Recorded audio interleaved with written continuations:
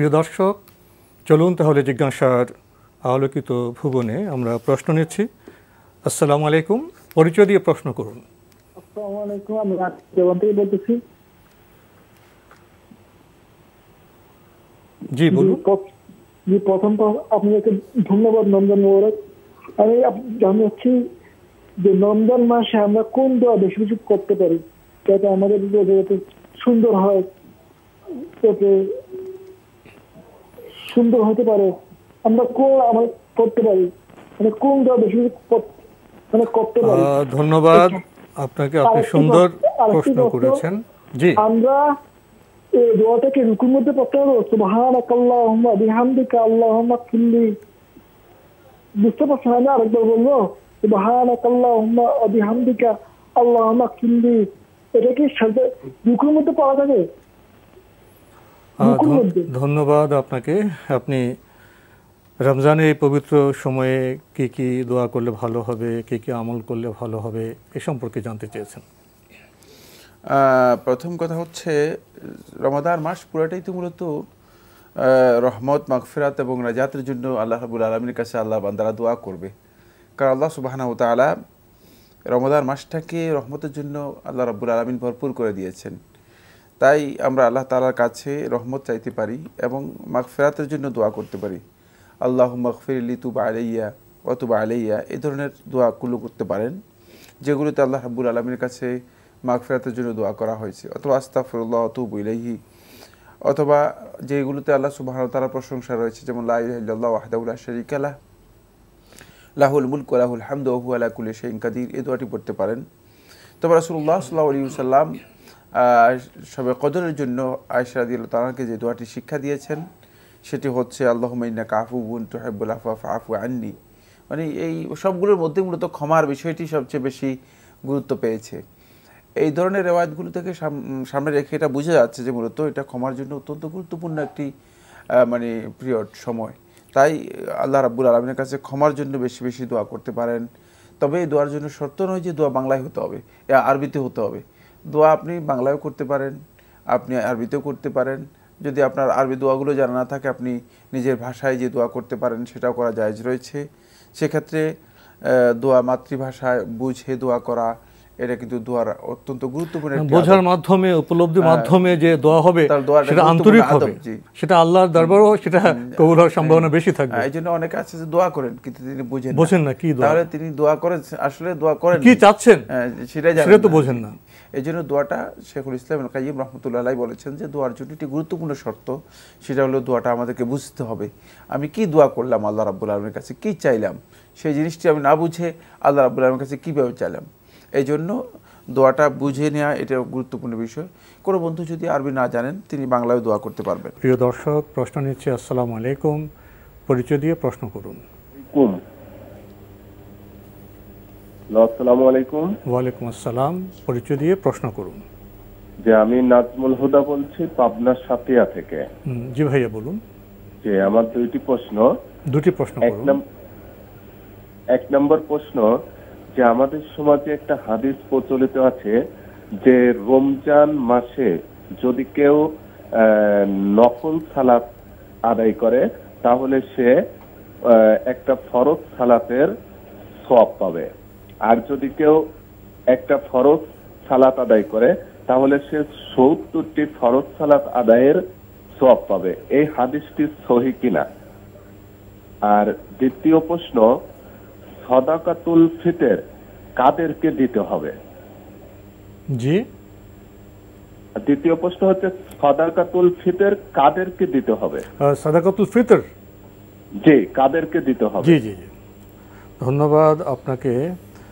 প্রথম প্রশ্ন আপনি করেছেন যে একটি হাদিস প্রচলিত, রমজানের নফলের সালাতের সওয়াব ফরজের মতো হয়, আর ফরজের সওয়াবটা ৭০ গুণ বেড়ে যায়। এই মর্মে যে হাদিসটি উল্লেখ করা হয় থাকে, হাদিসটি ইমাম নাসাই রাহিমাহুল্লাহ তাআলা তার সুনানের মধ্যে বর্ণনা করেছেন, কিন্তু সনদের দিক থেকে হাদিসটি গ্রহণযোগ্য নয়, বক্তব্যের দিক থেকেও হাদিসটি গ্রহণযোগ্য নয়। কারণ আমরা জানি যে রমাদান মাসে এবং অন্যান্য সময় আল্লাহ সুবহানাহু ওয়া তাআলা আল্লাহর বান্দাদের ইবাদতগুলোকে আল্লাহ রাব্বুল আলামিন 10 গুণ থেকে 700 গুণ পর্যন্ত বর্ধিত করে দেন। বাড়িয়ে দেন। সুতরাং এখানে 70 গুণের প্রশ্নই আসে না। তাই রমাদান মাসের কোনো নফল ইবাদত এটাকে ফরজ ইবাদতের মতো মর্যাদা দেওয়া হবে, আবার কোনো ফরজকে 70 গুণ বাড়িয়ে দেওয়া হবে। এটাকে যেই একটা সুনির্দিষ্ট সংখ্যার মধ্যে সীমাবদ্ধ করা হয়েছে, এই সীমাবদ্ধ করার বিষয়টি রাসূলুল্লাহ সাল্লাল্লাহু আলাইহি ওয়াসাল্লাম সহিহ হাদিস দ্বারা বোঝা যাচ্ছে না, বরং সহিহ হাদিসে বোঝা যাচ্ছে যে আল্লাহ তাআলা 700 গুণ পর্যন্ত বাড়িয়ে দিবেন। সেখানে হাদিসে কুদসির মধ্যে আল্লাহ সুবহানাহু ওয়া তাআলা কথা বলেছেন এবং একেবারে সহিহ রিওয়ায়াত দ্বারা সাব্যস্ত হয়েছে, সহিহ বুখারীর হাদিস, বুখারী এবং মুসলিমের হাদিস। তাই এই হাদিসটি সনদের দিক থেকে যেমন দুর্বল, ঠিক বক্তব্য মূল যেই বিষয় রয়েছে বিষয়বস্তুর দিক থেকেও হাদিসটি গ্রহণযোগ্য নয়। আমাদের ভাই আরেকটি বিষয় জানতে চেয়েছেন, সাদাকাতুল ফিতর কাদেরকে দিতে পারবেন? সাদাকাতুল ফিতরের খাত হচ্ছে শুধুমাত্র ফকির এবং মিসকিনগণ। এই বিষয় নিয়ে আলেমদের মধ্যে দ্বিমত থাকলেও এটা বিশুদ্ধ বক্তব্য, যেহেতু আল্লাহ রাসূল সাল্লাল্লাহু আলাইহি ওয়াসাল্লামের সরাসরি হাদিসের মধ্যে রয়েছে তু'মাতাল লিল মাসাকিন। রাসূলুল্লাহ সাল্লাল্লাহু আলাইহি ওয়াসাল্লাম বিষয়টাকে এখানে সুনির্দিষ্ট করে দিয়েছেন সাদাকাতুল ফিতরের উজুবের সাথে, যে অপরিহার্যতার সাথে, বাধ্যবাধকতার সাথে এই বক্তব্য সুনির্দিষ্ট করা হয়েছে, এটি শুধুমাত্র ফকির এবং মিসকিনদের জন্য। আসসালামু আলাইকুম রাহমাতুল্লাহ। ওয়ালাইকুম আসসালাম ওয়া রাহমাতুল্লাহি ওয়া বারাকাতুহু। ওস্তাদ কেমন আছেন আপনি? আলহামদুলিল্লাহ ভালো আছি। হাইয়াকুমুল্লাহ, বারাকাল্লাহু ফিকুম। বারাকাল্লাহু ফিকুম। আমরা তো একটি বিষয়ের আলোচনার জন্য অবতারণা করেছি, সেটি হচ্ছে মাহে রমাদানকে স্বাগত জানানো। আর মাহে রমাদানকে স্বাগত জানানোর একটা সুন্নাহও বটে। রাসূল ইসলাম সেটি করতেন, সাহাবায়ে কেরামরা করতেন, সালাফদের মধ্যেও এরকম আমল পাওয়া যায়। তো স্বাগত জানাবো আসলে আমরা কিভাবে, সেই স্বাগত জানানোর পদ্ধতিটি সুন্নাহ দ্বারা কিভাবে সমর্থিত এবং প্রমাণিত হয়েছে? বিসমিল্লাহ, আলহামদুলিল্লাহ, ওয়াসসালাতু ওয়াসসালামু আলা রাসূলিল্লাহ ওয়া বাদ। মাহে রমাদান এমন একটি মাস যে মাসকে আল্লাহ তাআলা কোরআনে কারীম উল্লেখ করেছেন স্পেশালি, এবং বলেছেন শাহরু রমাদান আল্লাযী উনজিলা ফিহিল কুরআন হুদাল লিন-নাস ওয়া বায়্যিনাতিম মিনাল হুদা ওয়াল ফুরকান ফামান শাহিদা মিনকুমুশ শাহরা ফালিয়াসুমহু। জি, দেখা গেল যে মাহে রমাদান এবং সওম দুইটা অঙ্গাঙ্গিভাবে জড়িত, একটার সাথে একটা জড়িত হওয়ার আল্লাহ তাআলা শাহরু রমাদানকে স্পেশাল উল্লেখ করেছেন। জি, এবং উল্লেখ করে এটা তিনি ইমতিনান করেছেন যে বনি আদমের জন্য বা মানুষ ইমানদারদের জন্য এটা একটা দয়ার জিনিস দেখিয়েছেন, দয়া করেছেন তিনি উম্মতের উপরে। এরপরে রাসূলুল্লাহ সাল্লাল্লাহু আলাইহি ওয়াসাল্লাম কিন্তু মাহে রমাদান যখন আসতো তখন তিনি সাহাবায়ে কেরামকে ডেকে বলতেন, জাআকুম শাহরু রমাদান, জাআকুম শাহরু রমাদান, তোমাদের মাস রমজান মাস আসছে, রমজান মাস আসছে, এভাবে রাসূলুল্লাহ সাল্লাল্লাহু আলাইহি ওয়াসাল্লাম বলতেন। কেন বলতেন? তারপর তিনি বলতেন যে এমন একটি মাস যে মাসে ফতেহাত আবওয়াবুল জান্নাহ, জান্নাত দরজাসমূহ খুলে দেওয়া হয়েছে, ওয়া উগলিকাত আবওয়াবুন নার, জাহান্নাম দরজা বন্ধ করে দেওয়া হয়েছে, এবং রাসূলুল্লাহ সাল্লাল্লাহু আলাইহি ওয়াসাল্লাম বলতেন সুলসিলাত অন্য বর্ণনা আছে সুফিদাতিশ শায়াতিন, শয়তানদেরকে বন্দী করে রাখা হয়েছে। এটা এই জন্য বলতেন, হ্যাঁ, মারাদুল জিন, এটা শয়তান একই জিনিস, মানে বন্দী করে রাখা তাদেরকে। কেন বন্দী করা হয়? যাতে করে ঈমানদাররা এই মাসে বেশি বেশি ইবাদত করতে পারে। আর জান্নাতের দরজাসমূহ খুলে দেওয়া হয়েছে, জান্নাতে যেন জান্নাত ইবাদত করলেই জান্নাতে যেতে পারে, এরকম তাদেরকে আগ্রহ দেখানোর জন্য। আর জাহান্নামের দরজা বন্ধ করে দেওয়া হয়েছে যাতে করে কেউ জাহান্নামের কাজ না করে, তার থেকে বিরত থাকে। রমজান মাসে এই কেন রাসূলুল্লাহ সাল্লাল্লাহু আলাইহি ওয়াসাল্লাম এটা বেশি বলতেন? প্রত্যেকটা জিনিস রাসূল নিজেও বলেছেন যে তুদাফু ফিল হাসানাত, যে এই মাসে যত আমল করবে তা বহুগুণ বর্ধিত সওয়াব তাতে হয়। এবং আশ্চর্য জিনিস হচ্ছে যে হাদিসে রাসূলুল্লাহ সাল্লাল্লাহু আলাইহি ওয়াসাল্লাম বলতেছেন যে কোনো আমল 700 গুণ পর্যন্ত বর্ধিত হয়, কিন্তু রমজান মাসের আমলের কোনো নির্ধারণ করে বলা হয়নি যে কতটুকু হবে, বহুগুণ বর্ধিত হয়। এই জন্য মাসটা ইবাদত, ঈমানদারের জন্য এই মাসটা একটা বিরাট সুযোগ, যিনি সুযোগটা সদ্ব্যবহার করতে পারেন। রাসূলুল্লাহ সাল্লাল্লাহু আলাইহি ওয়াসাল্লাম এই জন্য কিছু প্রস্তুতি নিতেন। কীরকম প্রস্তুতি নিতেন? আগের মাস থেকে কিন্তু রোজা রেখে তিনি সেটাকে এক ধারাবাহিকতা রক্ষার চেষ্টা করতেন, যে অভ্যাস যেন তৈরি হয়ে যায়, এজন্য তিনি চেষ্টা করতেন। রাসূলুল্লাহ সাল্লাল্লাহু আলাইহি ওয়াসাল্লাম এটা করতেন। আরও তিনি করতেন কি, এই মাস আসার আগে আগে মাঝে মধ্যে তিনি সাহাবায়ে কেরামকে ডেকে গুরুত্ব কী কী করতে হবে সেগুলো তিনি উদ্ভাবন করে তাদেরকে বলতেন। তাহলে বোঝা গেল যে এই মাসের আগের মাসের দায়িত্বগুলো শেষ করার পরে এই মাস শুরু করতে হবে, সেটা তিনি করতেন।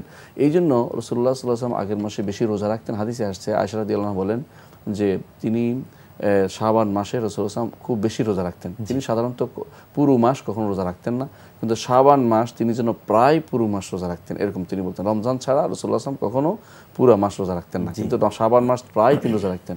আয়েশা রাদিয়াল্লাহু আনহা বলেন যে কখনো কখনো আমার রোজার ভাঙতি পড়তো বিভিন্ন কারণে, যেটা আমি কখনো আর পূরণ করতে সমর্থ হতাম না। যখন শাবান মাস হতাম সেটা পূরণ করতাম, কারণ রমজান মাসের প্রস্তুতি অনুসারে, যে রমজান মাস যেন আমার পরিপূর্ণ অবস্থায় কাটে। শাবান মাস আসার পর রাসূলুল্লাহ সাল্লাল্লাহু আলাইহি ওয়াসাল্লাম যেমনিভাবে রোজা রাখতেন, এটা এই জন্য করতেন যে রমজান মাসের ধারাবাহিকতার জন্য, যাতে করে রোজা রাখতে রাখতে অভ্যস্ত হয়ে যায়, রমজান মাসে কেউ না আবার অসুস্থ হয়ে পড়ে কোনো কিছুর জন্য, কোনো তার জন্য সমস্যা তৈরি না হয়, এটা তিনি দেখতে চাইতেন। আরেকটি জিনিস রাসূলুল্লাহ সাল্লাল্লাহু আলাইহি ওয়াসাল্লাম সেটা বেশি করে করতেন, সেটা হচ্ছে এই মাসে তিনি বলতেন যে আমি রোজা অবস্থায় যেন আমার আমলনামা আল্লাহর কাছে পেশ করা হয়, বিশেষ করে শাবান মাসে, এটা তিনি চাইতেন। কারণ বছরের আমল রমজান মাসে পেশ করা আল্লাহর সামনে। আমরা জানি যে আল্লাহর দরবারে আমলনামা 3 সময় পেশ করা হয়। একটি হচ্ছে প্রতিদিন, আরেকটা হচ্ছে প্রতি সপ্তাহে 2 দিন, সোমবার এবং বৃহস্পতিবার, আর বছরে একবার, সেটা শাবান মাসে। এই জন্য রাসূলুল্লাহ সাল্লাল্লাহু আলাইহি ওয়াসাল্লাম প্রস্তুতি নিতেন যাতে করে যাদের যতটুকু বাদ পড়ে গেছে এটা যেন এখানে কমপ্লিট করা যায়। রাসূলুল্লাহ সাল্লাল্লাহু আলাইহি ওয়াসাল্লামের সাহাবায়ে কেরাম সবাই কিন্তু এই শাবান মাস আসলেই তারা তওবা ইস্তেগফার করে রমজানের জন্য প্রস্তুত হতেন, তাবেঈনরা তাই করতেন। যে শাবান, এই জন্য শাবানকে একটা মাস বলা হতো শাহরুল কুররা, কুররাদের মাস। কেন বলা হতো? কেরাত এত বেশি, মানে তেলাওয়াত এত বেশি হতো কেন? মানুষ ব্যস্ততার কারণে অনেক সময় কয়েকটা মাস পড়তে পারেনি, কিন্তু রমজানের কোরআনে কিন্তু হক আদায় হয়নি। এই জন্য তারা যেন শাবান মাস আসলে এই কেরাত পড়ে অন্তত কোরআনটা একবার খতম করতে পারে, পড়া শেষ করতে পারে, যাতে করে নতুন মাসে এসে নতুন করে আবার তারা কোরআন তেলাওয়াত শুরু করতে পারে এবং নতুন বছরের কাজ কর্মকাণ্ড পরিচালনা করতে পারে। আগেকার সালবে সালিন কি করতেন? রমজান আসার আগে দোয়া করতেন, আল্লাহুম্মা বাল্লিগনা রমাদান, আল্লাহুম্মা বাল্লিগনা রমাদান, আল্লাহ রমজান যেন আমরা পাই। এইভাবে তারা আগ্রহী থাকতেন সবসময়, আল্লাহুম্মা বাল্লিগনা রমাদান, মানে রমজান যাতে সুস্থতার সাথে পেয়ে যান এবং তারা যেন আমল করতে পারেন সব। তারা রমজান পাওয়ার একটা কিন্তু বিরাট আলাদা গুরুত্ব রয়েছে এটা। তারপরে রাসূলুল্লাহ সাল্লাল্লাহু আলাইহি ওয়াসাল্লাম তার সাহাবীরা দেখেছি আমরা, তারাও দোয়া করতেন, বাল্লিগনা রমাদান বলতেন, আবার যখন রমজান শেষ হতো দোয়া করতেন যে আল্লাহ কবুল করে রমজানের জিনিসটা, দুটো একসাথে রাখতেন। আচ্ছা, দেখা গেছে যে রমজান মাসে যে সমস্ত জিনিস আমল তারা করবেন, আগে থেকে তার কোনো না কোনো ধারাবাহিকতা তারা বজায় রাখতেন। এই জন্য তারা তওবা করতেন, ইস্তেগফার করতেন, দানও করতেন, মানে যে গুণগুলো রমজান মাসে, যে কাজগুলো রমজান মাসে করবেন আগে কিছু ধারাবাহিকতা বজায় রেখে সেটার প্রস্তুতি, যাতে করে বাদ না পড়ে যায়। যে রমজান মাসে যে সমস্ত আমলগুলো সেগুলো জানতে হবে আমাদেরকে, যে কি কি কাজ করতে হবে রমজান মাসে সেটা। দ্বিতীয়ত, রমজান মাসের মাহাত্ম্য সম্পর্কে জানতে হবে, কি কি গুরুত্ব রয়েছে। তৃতীয়ত, যে রমজান মাসে যে রাসূলুল্লাহ সাল্লাল্লাহু আলাইহি ওয়াসাল্লাম হাদিস অনুসারে যে ব্যক্তি রমজান মাসের খায়ের, মান হারুমাল খায়ের ফিহে ফাকাদ হারুমাল খায়রু কুল্লু, রাসূল বলেছেন যে এই মাসের কল্যাণ যে ব্যক্তি বঞ্চিত হয়েছে কল্যাণ থেকে, সে সমস্ত কল্যাণ থেকে বঞ্চিত হয়েছে। এর অর্থ হচ্ছে যে এই কল্যাণ তাকে পেতেই হবে, যে কোনো মূল্যে চেষ্টা করতে হবে। এরপর রাসূল সাল্লাল্লাহু আলাইহি ওয়াসাল্লাম নিজেও যখন সুসংবাদ দিতেন তখন কিন্তু বলতেন একটা কথা রমজান মাসে, যে এই মাসে একটি রাত রয়েছে যে রাতটি 1000 মাসের চেয়েও উত্তম। তাহলে বোঝা গেল এই মাসে আমাদের এখন যেহেতু ঢুকে পড়েছি, আমাদেরকে খুঁজে বের করতে হবে যে কোন কোন কাজ রাসূলুল্লাহ সাল্লাল্লাহু আলাইহি ওয়াসাল্লাম করতেন, কোন কাজটি আমাদের জন্য করা জরুরি, তিনি কি কি কাজগুলো গুরুত্ব দিয়েছেন। তিনি কখনো সারা রাত ইবাদত করেন নাই, কিন্তু রমজান মাস আসলে তিনি শেষ দশকে সারা রাত ধরে ইবাদত করেছেন, ইতিকাফ করেছেন, বিভিন্ন রকমের কাজ। কোন কাজ, এমন কোনো কাজ যেটা কল্যাণের কাজ বলে বিবেচিত হতো না, যেটাই রাসূল সাল্লাল্লাহু আলাইহি ওয়াসাল্লাম করেননি। অর্থাৎ যত কল্যাণের কাজ ছিল রাসূল যেন এগুলো করবেন বলে নির্ধারণ করে রেখেছেন এই রমজান মাসে। আগেও তিনি করেছেন, সবসময় তিনি খাইয়ের কল্যাণের কাজ করেছেন সবসময়, কিন্তু রমজান মাসে তার হাত আরো বেশি বেগবান রমাদান।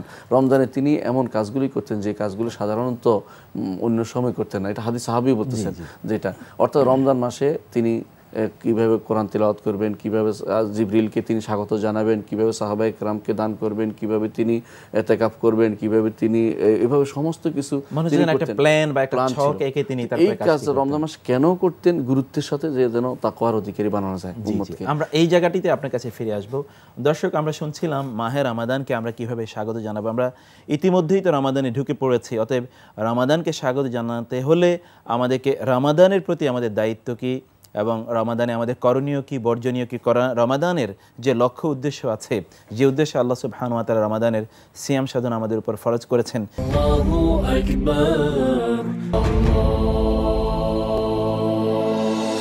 আসসালামু আলাইকুম ওয়া রাহমাতুল্লাহি ওয়া বারাকাতুহু। ইন্নাল হামদুলিল্লাহি ওয়াস সালাতু ওয়াস সালামু আলা রাসূলিল্লাহ ওয়া বা'দ।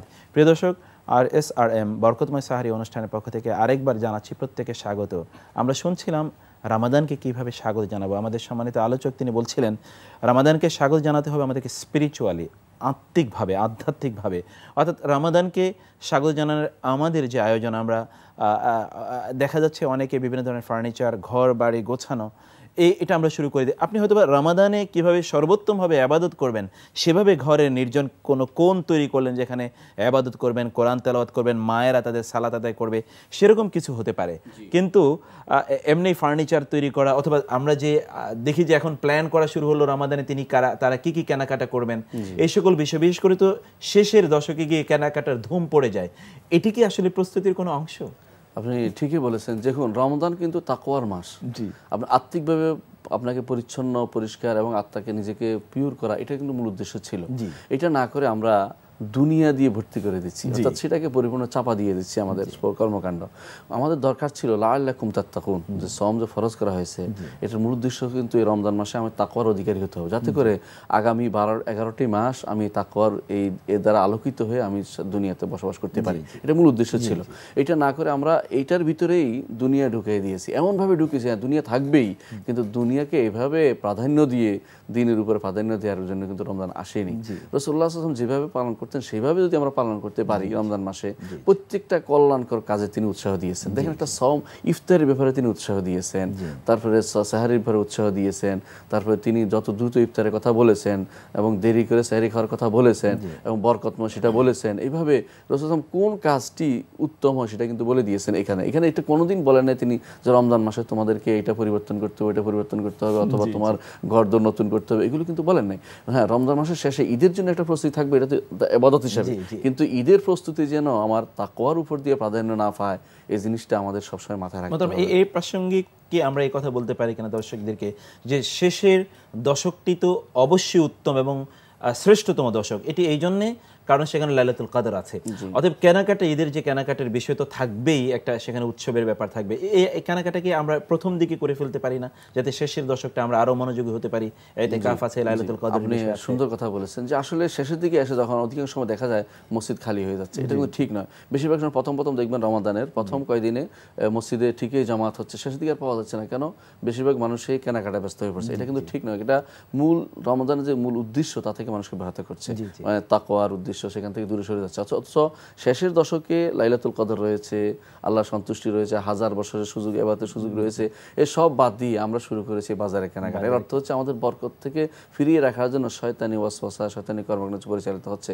আমাদের উচিত এই জন্য আগে থেকেই প্রস্তুতি নেওয়া। রমাদানের শেষের দিকে কিন্তু জিনিসপত্রের দামও বেড়ে যায়। আমরা যদি দুনিয়াবি কথাও চিন্তা করি, তখন দাম বেড়ে যায়, ভালো জিনিসগুলো আগেই বিক্রি হয়ে যায়। ফলে লোকেরা যদি দুনিয়ার ক্ষেত্রেও চিন্তা করে, তাহলে তো আগেই তাদের কেনাকাটা করা উচিত। আগে কেনাকাটা ফেলে ফেলেছে, ঠিকই বলেছেন। আরেকটা বিষয় একটু আপনার দৃষ্টিতে আনি, যেটা দর্শকদের জন্য আপনি বলবেন যে রমাদানের প্রস্তুতি স্বরূপ আমাদের তাহলে রমাদানে কিভাবে আমরা আমাদের রুটিনটা সাজাবো, কাজগুলো আমাদের দর্শকরা কিভাবে করবেন, প্রতিদিনের কাজগুলো তারা কোন রুটিনে কাজটা করবেন, যেভাবে রাসূল সাল্লাল্লাহু আলাইহি ওয়াসাল্লাম সাহাবায়ে কেরামরা করতেন। রাসূলুল্লাহ সাল্লাল্লাহু আলাইহি ওয়াসাল্লাম সাহাবায়ে কেরাম কি করতেন দেখেন, রমজান মাসে প্রথমত প্রত্যেকটা দিনের কাজ হচ্ছে শুরু যদি আমরা করতে পারি, প্রথমে সাহরিটা আমরা খাবো এমনভাবে রাসূল সাল্লাল্লাহু আলাইহি ওয়াসাল্লাম যেভাবে দেরি করে খেতে বলেছে, যতক্ষণ না আমরা একদম শেষ ঘন্টা পাচ্ছে এর আগ পর্যন্ত আমরা খেতে পারবো। আল্লাহ তাআলা বলে দিয়েছেন যে কুলু ওয়াশরাবু হাত্তা ইয়াতাবায়ানাল খাইতুল আবয়াদু মিনাল খাইতির আসওয়াদি মিনাল ফাজর। আল্লাহ তাআলা বলে দিয়েছেন যে একেবারে সুবহ সাদিকের আগ পর্যন্ত আমরা খেতে পারছি। এটা দেরি করে খাওয়াটা কিন্তু সুন্নাহ। সুতরাং সাহরি খাওয়ার পরে যদি ঘুমিয়ে যাওয়ার ভয় থাকে, না ঘুমিয়ে ফজর পড়ে তারপর ঘুমানো, যদি ঘুমানোর অভ্যাস থাকে অথবা রাতে ইবাদত করেছে তা ঘুমাবে, কোনো সমস্যা নেই। উত্তম হচ্ছে অপেক্ষা করা, উত্তম হচ্ছে ফজরের পর অপেক্ষা করা, সূর্য ওঠা পর্যন্ত অপেক্ষা করলে তিনি একটা ওমরার সওয়াব পাচ্ছেন, একটা হজের সওয়াব পাচ্ছেন পরিপূর্ণ। এটা সহিহ হাদিসে প্রমাণিত। তাহলে হজ ওমরা দুইটার পূর্ণ পাচ্ছেন যদি কোনো অপেক্ষা করেন, ইশরাক পর্যন্ত অপেক্ষা করে। ইশরাকের পরে তিনি ঘুমাইতে পারেন যদি ঘুমাইতে ইচ্ছা হয়, অথবা কোনো কাজে যেতে পারেন। সাহরি খাবেন, সাহরি খেয়ে তারপরে ফজরের নামাজ জামাতে পড়ে, অথবা মহিলারা যদি হয় তাহলে তারা পড়ে ইশরাকের অপেক্ষা করবেন সূর্য ওঠা পর্যন্ত। সূর্য ওঠার পরে তিনি সালাত আদায় করবেন 2 রাকাত। আদায় করলে তিনি কিন্তু একটা পূর্ণ ওমরা এবং পূর্ণ হজের সওয়াব পেয়ে যাচ্ছেন।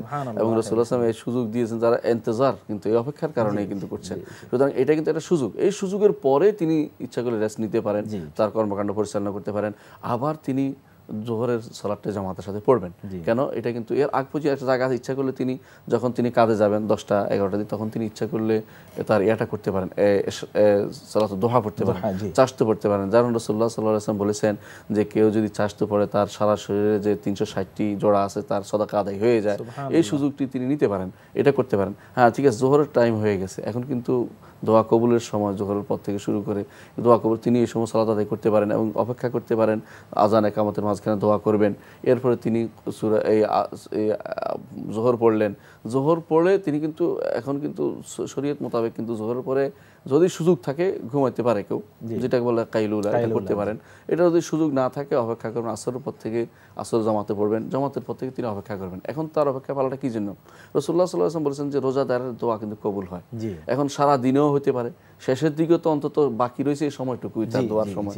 এই সময় তিনি দোয়াতে লিপ্ত থাকবেন, কোরআন তিলাওয়াত করবেন এই সময় বেশি বেশি করে, কারণ এটা কিন্তু আর পুরো সময়টা তিনি করতে পারেন না, এখন তার সুযোগ রয়েছে।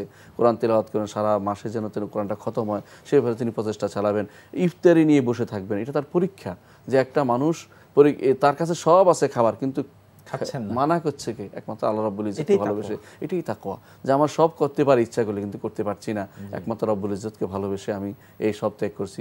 এই জন্য রাসূলুল্লাহ সাল্লাল্লাহু আলাইহি ওয়াসাল্লাম বলেছেন যে আল্লাহ তাআলা হাদিসে কুদসিতে বলেন ইয়াদাউ তাআমাহু ওয়া শারাবাহু মিন আজলি, সে খাবার এবং পানীয় পরিত্যাগ করে শুধুমাত্র আমাকে ভালোবেসে, অর্থাৎ আল্লাহকে ভালোবেসে সে খাবার পানীয় ত্যাগ করছে, অন্য কোনো কারণ নেই।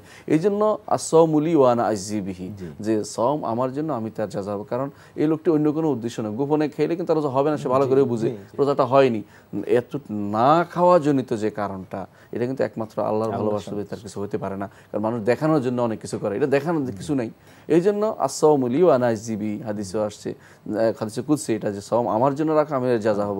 সুতরাং এই মুহূর্তটা অত্যন্ত গুরুত্বপূর্ণ মুহূর্ত, বরং এই সময় দোয়া করার জায়গা, এই সময় ইফতার নিয়ে বসা, এই সময় অপেক্ষা করা, ইফতারের পর তার খুশির আমেজ আসবে। ইফতারের রাসূলুল্লাহ সাল্লাল্লাহু আলাইহি ওয়াসাল্লাম বলেই দিয়েছেন ইনদা ফিতরিহি লিস-সাইমি ফারহাতানে, ফারহাতুন ইনদা ফিতরিহি ওয়া ফারহাতুন ইনদা লিকাই রাব্বিহি। রোজাদারের একটি খুশি হবে যখন ইফতার করে, আসলে খুশি আসে, যে সত্যিকার রোজাদার তার অন্তরে শান্তি আসে। আমরা একেবারে শেষের দিকে, তারপরে তার কাজগুলো কি? তারপরে তিনি কি, যখন তিনি মাগরিব পড়ে ইফতার করবেন, ইফতার করে মাগরিব পড়বেন, মাগরিব পড়ার পরে তার প্রস্তুতি থাকবে।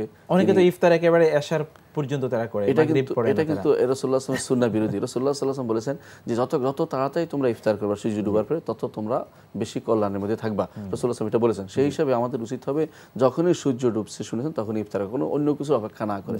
আর কি ইফতার কিভাবে করতে রাসূল সেটাও বলে দিয়েছেন। তিনি বলেছেন খেজুর দিয়ে ইফতার করবে, না পারলে পানি দিয়ে, অন্তত পানি তো পাবে, আর পানি দিয়ে ইফতার করতে, খেজুর আর পানি যদি একসাথে করতে পারে সেটাও ভালো। আমরা সাধারণত খেজুর না খেয়ে অনেক সময় আমরা ভাজা পোড়া খেতে পছন্দ করি, এটা কিন্তু আসলে আমাদের স্বাস্থ্যের জন্য খুব ভালো নয়, এবং শরীয়ত তো খুব নিষেধ করে নাই, ঠিক আছে, কিন্তু এর অর্থ নয় এটা খুব উৎসাহ দেয়নি। উৎসাহ দিচ্ছে খেজুরের উপর, কারণ এটা আমার স্বাস্থ্যের জন্য উপকারী এবং এর মধ্যে সব ধরনের কিন্তু ক্যালোরি আছে, খাদ্যগুণ আছে, এটা আমরা জানি। ইফতারির পরে খুব বেশি খেতে হবে জরুরি না, ইফতার যতটুকু খাওয়া যায় আমরা সালাত আদায় করব জামাতের সাথে। দেখুন একটা এই যে নিয়ম চলে আসছে, জামাতটা কিন্তু আর বাদ যাচ্ছে না মানুষের সাথে, জামাতের সাথে সালাত আদায়ের পরে এরপরে আমার একটু সময় থাকবে, ইচ্ছা করলে অবসর নিতে পারি, ইচ্ছা করলে আমি একটু কিছু নিজের কাজ করতে পারি, আবার কিন্তু আমি আল্লাহর জন্য দাঁড়িয়ে যাচ্ছি এশার সালাতে। এশার পরে আমাকে রাত্রে জাগানোর ব্যাপারটা করতে হবে, যেটা কিয়ামুল লাইল বলা হয়। এভাবে রাসূলুল্লাহ সাল্লাল্লাহু আলাইহি ওয়াসাল্লাম বলেছেন মান কামা রমাদানা ঈমানান ওয়া ইহতিসাবান গুফিরা লাহু মা তাকাদ্দাম মিন যামবি, যে কেউ রাতের এইভাবে দাঁড়িয়ে দিনের বেলা ইবাদত করেছে, না খেয়ে আছে, কিন্তু রাতের বেলা আবার দাঁড়িয়ে গেছে আল্লাহর জন্য, এটা কত বড় ত্যাগ। কিন্তু আল্লাহ তাআলা তাকে যাকে এর সুযোগ দিয়েছে সে শুধু বুঝতে পারে যে এর আনন্দ কত বেশি। সে রাতের বেলা দাঁড়িয়ে যায়, তার মধ্যে কষ্ট হয় না, কারণ সে আনন্দের মধ্যে আছে। এই জন্য রাতের বেলা দাঁড়াতে হবে, বেশি আল্লাহর জন্য কোরআন তিলাওয়াতে আবার লিপ্ত হয়ে যাবে, আল্লাহর বাণী দিয়ে আল্লাহর ইবাদত করতেছে, এই প্রশান্তি তার অন্তরে আসবে ইনশাআল্লাহ। এইটা দরকার, এইভাবে যদি চলতে পারে ভালো। এবং রাতের শেষ প্রহরে যদি উঠতে পারে, একটু আগে মানে আমরা সাহরির একটু আগে উঠে একটু তাহাজ্জুদ পড়লো, অতিরিক্ত আরেকটু সালাত আদায় করলো। এটা কিন্তু ওমর রাদিয়াল্লাহু আনহু তিনি বলেছেন, যখন তিনি তারাবি পড়তে বলেছেন যে এর পরে যেটা হবে এটা আরো উত্তম, অর্থাৎ রাতের অন্ধকারে যেটা পড়া হয় সেটা তারাবির চেয়ে বেশি উত্তম। এই জন্য যদি কেউ উঠতে পারে এটা তার জন্য শোনায় সোহাগা, আরো উত্তম জিনিস হবে। আমাদের এই বিষয়গুলো খেয়াল রেখে রমজান মাসে যদি এই প্রত্যেকটা দিন যদি ধারাবাহিকতা রক্ষা করতে পারি আমরা ইনশাআল্লাহ, তো রমজানের সত্যিকার মাহাত্ম্য আমরা অর্জন করতে পারব। এবং রমজানকে যে আমরা স্বাগত জানানোর প্রশ্ন আসে সেটি কিন্তু এভাবেই কিন্তু পূর্ণতা আসবে। আপনাকে অনেক অনেক ধন্যবাদ, অতি চমৎকার কিছু বিষয় আপনি আলোচনা করেছেন, জাযাকুমুল্লাহ খায়ের। বারাকাল্লাহু ফিকুম। প্রিয় দর্শক, আমরা শুনলাম আলোচনা, এখানে আমরা জানতে পারলাম যে রমাদানকে স্বাগত জানানো আসলে বৈষয়িক কোনো বিষয় নয়, এখানে মৌলিকভাবে হচ্ছে আমাদের আত্মার ইস্যু যে আমরা রমাদানকে কিভাবে উদযাপন করব, এই সিয়াম সাধনা কিভাবে করব। রাসূল ইসলাম যেভাবে সিয়াম সাধনা করেছেন, করতে বলেছেন, সাহাবায়ে কেরামরা করেছেন, সেভাবে যদি আমাদেরকে রোজা রাখতে হয় তাহলে অবশ্যই জানতে হবে, আর বাঁচতে হলে তো অবশ্যই জানতে হবে আমরা কিভাবে রোজা রাখবো। সেটি জেনে আমরা চলুন নিজেরা বুঝি। নিশ্চয়ই একটি বই আপনারা অত্যন্ত শুদ্ধ সহি একটি বই নেবেন, যেখানে আপনারা আমাদের সকল বিষয়গুলো আলোচনা আছে। আপনার পাঠচক্র করে বাসায় সেগুলো পড়বেন, যাতে রামাদানটি ঠিকভাবে আমরা উদযাপন করতে পারি। এবং আমাদের শেখ যে রুটিনের কথা বলেন, এভাবেই নিশ্চয়ই আপনারা আপনাদের রামাদানের প্রত্যেকটি দিন আপনারা পালন করবেন, অতিবাহিত করবেন। এভাবেই প্রস্তুতি নিন এবং রামাদানকে সিদ্ধান্ত নিন যে এবারে রামাদান যাতে আমার সর্বশ্রেষ্ঠ রামাদান হয়, এবং সিদ্ধান্ত নিন এবারে রামাদানে যাতে আমার সকল গুনাহগুলো মহান আল্লাহ সুবহানাহু ওয়া তাআলার পক্ষ থেকে ক্ষমাপ্রাপ্ত হয়ে আমি আসতে পারি। প্রিয় দর্শক, চলুন তাহলে জিজ্ঞাসার আলোকিত ভুবনে আমরা প্রশ্ন নিচ্ছি। আসসালামু আলাইকুম, পরিচয় দিয়ে প্রশ্ন করুন। আমি মোহাম্মদ ইফতেখার টুটুল বলছি, আপনি ভালো আছেন? আলহামদুলিল্লাহ। আপনার কাছে আমার 3টা প্রশ্ন ছিল। জি বলুন। জাকাতের কি কোনো নির্দিষ্ট মাস আছে কিনা, নাকি যে কোনো মাসে দেওয়া যায় জানতে চাই। জি। আর এই মূলত কাদের জন্য, যারা 1 মাস রোজা রাখে ওদের জন্য, নাকি যে কোনো যারা রোজা ঠিক রাখে না ওরাও করতে পারবে, একটু জানতে চাচ্ছিলাম। জি। আর 3 নম্বর প্রশ্ন হচ্ছে রমজান মাসে কি বিবাহ করা জায়েজ আছে কিনা জানতে চাই। রমজানে কি জায়েজ? আপনার তৃতীয় প্রশ্নটি আমরা পেলাম না, আপনি কি লাইনে আছেন? আপনি পেয়েছেন তৃতীয় প্রশ্নটি? না, তৃতীয়টা পেনি। আমরা যে প্রশ্ন দুটি আমরা উপলব্ধি করেছি, জবাব দেওয়ার চেষ্টা করছি। প্রথম প্রশ্ন ওনার, যাকাত প্রদানের কি নির্দিষ্ট কোনো মাস আছে? বিসমিল্লাহ, আলহামদুলিল্লাহ, ওয়াসসালাতু ওয়াসসালামু আলা রাসূলিল্লাহ ওয়া বাদ। খুবই গুরুত্বপূর্ণ প্রশ্ন করেছেন। আমরা একটা ভুলের মধ্যে আছি, সেটা হচ্ছে সকল মানুষ যারা জাকাত দেয় তারা জাকাত রমজান মাসে আদায় করে, বেশি সওয়াব পাবেন এই উদ্দেশ্যে। জাকাত একটি চলমান প্রক্রিয়া। আপনার অ্যাকাউন্টের যে টাকা রেখেছেন, আজকে যদি 1 বছর পূরণ হয়ে যায় তো আজকে জাকাত দেবেন। জাকাতে একটা বর্ষ থাকবে, জাকাতে সারা বছর ব্যাপী। জাকাত তো আপনার 1 বছর মেয়াদ পূর্ণ হলে, সম্পদ যখন পেলাম, জি, সেই সময় থেকে 1 বছর মেয়াদ পূর্ণ হলে আমাদের জাকাতের অঙ্ক কষতে হবে। সেটা যে মাসে পড়ুক, যে সপ্তাহে পড়ুক, যে দিনেই পড়ুক। কিন্তু একটা হয়ে গেছে সমাজের মধ্যে, যারা জাকাত দেন তারা রমজান মাসে জাকাত দেন রমজানের ফজিলত লাভের জন্য। কিন্তু এখানে ইসলামিক স্কলাররা বলেছেন, জাকাত যদি রমজানের আগের মাস হচ্ছে শাবান মাস, তো রমজান যদি জাকাত শাবান মাসে ফরজ হয়, তাহলে সেই জাকাত ধরে রেখে রমজানের পাওয়ার জন্য, ফজিলত পাওয়ার জন্য ধরে রাখা যাবে না। কারণ এটা গরিবের অধিকার, গরিবের হক, গরিবের টাকা, যত দ্রুত সম্ভব তাদের কাছে পৌঁছে দিতে হবে। এই মেন্টালিটি আমাদের মধ্যে থাকা দরকার। আর যদি শাওয়াল মাসে ফরজ হয় রমজানের পরের মাসে, কিন্তু রমজানের ফজিলত লাভের জন্য 1 মাস আগে দিয়ে দিতে চায়, দিতে পারবে। আগে দেওয়া যাবে, পরে নয়। সেটা কথার কথা ধরে নিলাম 1 বছর পার হয়ে গিয়েছে শাবান মাসের 27 তারিখে, 28 তারিখে, তাহলে তিনি রমজানের আর 2 দিন মাত্র, সেটাও দেরি করতে পারবেন না। এটাই হলো জাকাতের স্পিরিট। এবং অনেকে কৌশল এভাবে করেন, শাবান মাসে তার জাকাতের যে বর্ষ পূরণ হয়ে গেছে, শাবান মাসে জাকাত দেওয়া উচিত, উনি শাবানে অঙ্ক কষে জাকাত নির্দিষ্ট করলেন, দেওয়া শুরু করলেন, প্রলম্বিত করে সেটা রমজান মাসেও শোধ করছেন। এরকম করা যাবে কিনা? না, ওই তো আমরা বলেছি যে গরিবের হক ধরে রেখে ফজিলতের জন্য যত দ্রুত সম্ভব দেওয়া। আপনার মাধ্যমে আমি আরেকটা মেসেজ দিতে চাচ্ছি, জাকাত কিন্তু অনেকে কাপড় চোপড় দিয়ে দেন, কাপড় এবং লুঙ্গি টুঙ্গি কিনে। জাকাতের কাপড়, জাকাতের লুঙ্গি নিকৃষ্ট মানের। হ্যাঁ, নিকৃষ্ট মানের। না, টাকা তো আমার নয়, টাকা তো গরিবের অধিকার। আমি তাদের মতামত না দিয়ে, আমি তাদের টাকা দিয়ে আমি যে শাড়ি কিনছি, হবে না, জাকাত আদায় হবে না, ঠিক নয়। জাকাত এবং পদপিষ্ট হয়ে লোক মারা যাচ্ছে, নিজের দানবীর পরিচয়টা স্পষ্ট হচ্ছে। এখানে তো বোধহয় জীবন দর্শনগত বলি বা নিয়তের দিক থেকে তো নিয়ত পরিশুদ্ধ নয়। আমল কবুল হওয়ার জন্য 3টা শর্তের মধ্যে একটা হচ্ছে নিয়ত পরিশুদ্ধ হওয়া। তো এই জন্য আমরা আমাদের দর্শকদের প্রতি অনুরোধ করব, আপনারাও দাওয়াত দেবেন মানুষকে, যারা জাকাত দেয় তাদেরকে বলবেন আপনার জাকাতের টাকা নিয়ে আপনি গরিবের হাতে উঠিয়ে দেন। গরিব কি লবণ কিনবে না চিনি কিনবে না ডাল কিনবে না কাপড় কিনবে, তার সিদ্ধান্ত সে গ্রহণ এখানে করবে। বোধহয় আরেকটা বিষয় বোধহয় স্পষ্ট করা প্রয়োজন। আমার কাছে বা আপনার কাছে জাকাতে যে অর্থটা আছে সেটা তো গরিবের হক। আমাদের এখানে যেভাবে জাকাত প্রদান করা হয় মনে হয় যে ভিক্ষুককে ভিক্ষা দিচ্ছে। আসলে ইসলামের জাকাত দেওয়ার যে পদ্ধতি, যে মানহাজ, সেটা তো এরকম হবে যারা জাকাতের হকদার তাদের কাছে পৌঁছে দিতে হবে। যিনি জাকাত দেবেন হয় তিনি পৌঁছে দেবেন বা তার ব্যবস্থাপনার মাধ্যমে তার কোনো প্রতিনিধিকে পৌঁছে দিবেন সম্মানজনকভাবে। আমাদের দেশে জাকাতে লুঙ্গি দেওয়া হবে, জাকাতে শাড়ি দেওয়া হবে, সব ভিখারির মতো লাইন ধরে পদপিষ্ট হয়ে মানুষ মারা যায়। এটা খুবই অমানবিক, ইসলামিক তো মোটেই নয়। আর বিশেষ করে জাকাত তো উসুল করার কথা ছিল সরকার, মানে ইসলামিক সরকার যদি থাকতো, যে কোনো দেশের কথাই আমি বলছি, ইসলামিক সরকার জাকাত উঠে নিয়ে আসতেন, তারপরে জাকাত বিলি করতেন, কার জাকাত কাকে দেওয়া হচ্ছে কেউ জানতো না। সেই ব্যবস্থা যদি না থাকে, তার সামাজিকভাবে আমরা যেন জাকাতটা পৌঁছে দেওয়ার ব্যবস্থাপনা আমরা নেই। ব্যক্তিগতভাবে আমরা জাকাতটা পৌঁছে দেওয়ার ব্যবস্থাপনা নেই। আমরা ঘোষণা করে মিছিল ডেকে মানুষকে আমরা মারবো, এটা বোধহয় হতে পারে মোটেও না, জাকাত আদায় হবে না।